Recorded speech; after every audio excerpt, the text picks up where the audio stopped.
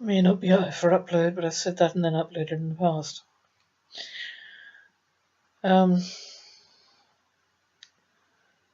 My brother thinks that he is, having lived as good a life as he could, and as far as from where I'm sitting, he has lived a good life. He now thinks that perhaps he owes that to our mother, whereas because our father was a total hypocrite, I've always thought that my brother was living the life my father prescribed, but didn't live by himself.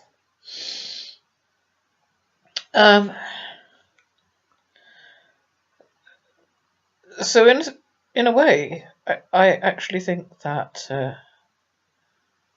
my brother, having treated women right, and not done anything he shouldn't in that department, I'm pretty sure I can say that.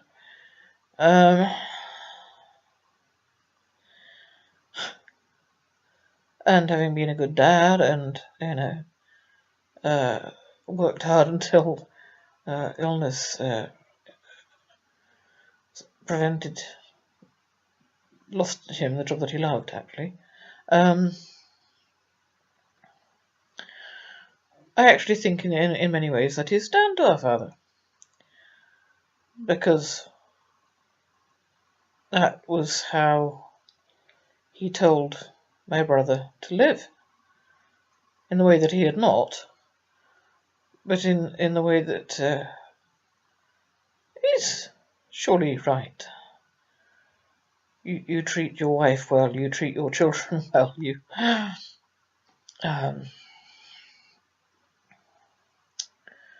don't hurt other people if you can help it.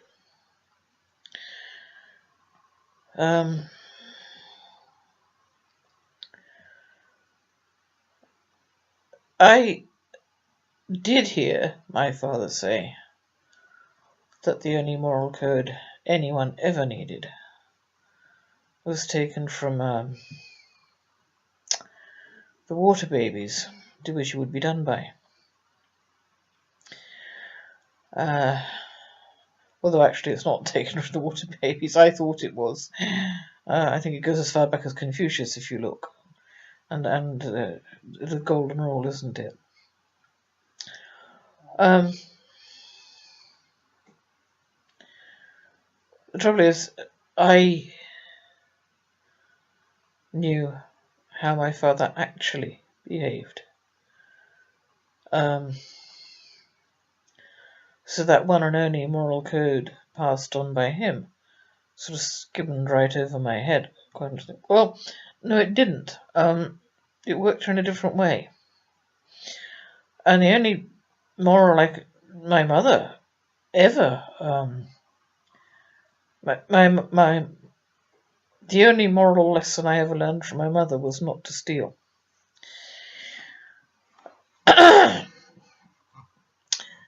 And that was over a trowel. When I was 7, and I found it on waste ground and took it back to her as a present. A little boy came along saying, no, it was his. And when my mother screamed at me to take it back, I absorbed the lesson that I mustn't steal. Well, I didn't think I had. And actually, I now think that it was quite simply the trowel is important in Masonic families. It's an important symbol of cementing the brotherhood together. But anyone who thinks that the women of Masonic families don't know the rules is deluded. My mother did know the Masonic rules. So that was all I ever got from her, really, as to how I should live my life.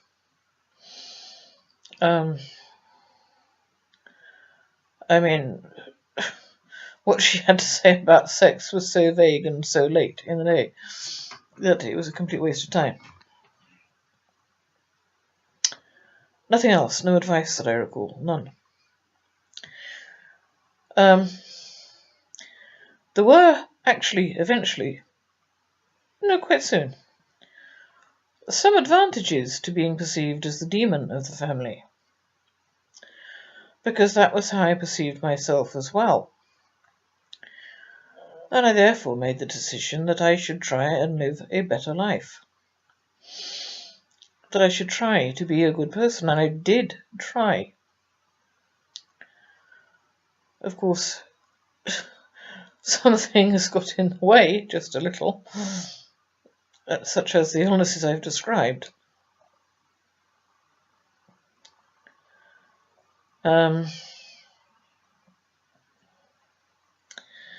But I did try.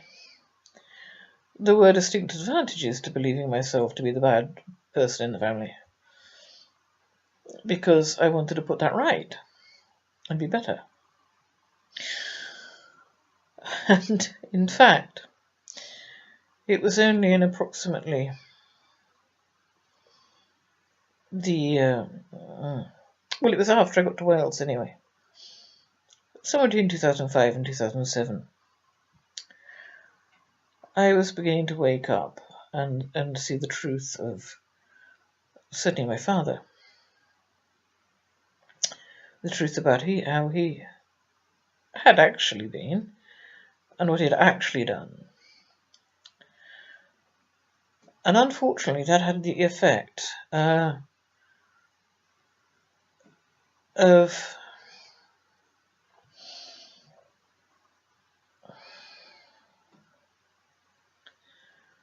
making me think for a little while to hell with it all.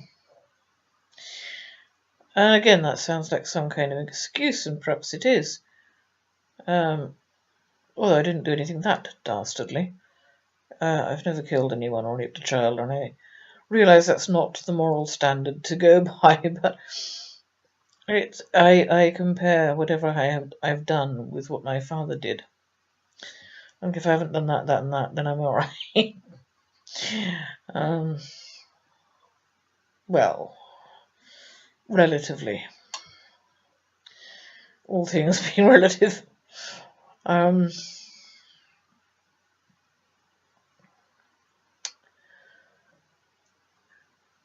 in a very strange kind of way, I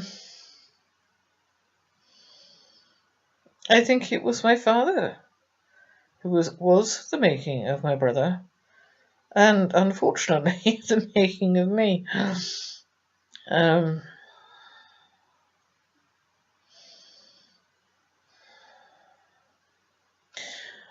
I most definitely resent it when Christians assume that I'm demonically possessed, when what is actually happening is that my post-traumatic stress has been triggered by something.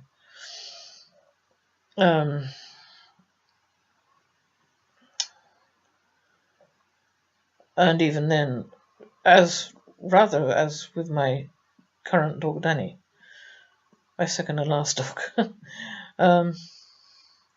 inanimate objects will be in physical danger from me, may be in physical danger from me when I'm triggered. But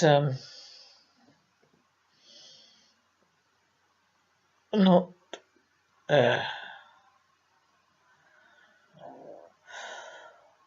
I've never cold-bloodedly hurt any living thing.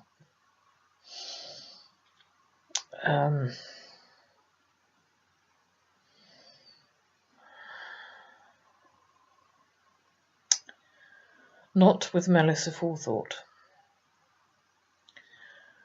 Whereas my father, I'm sure, spent years planning each and every one of his most horrific deeds with mathematical precision,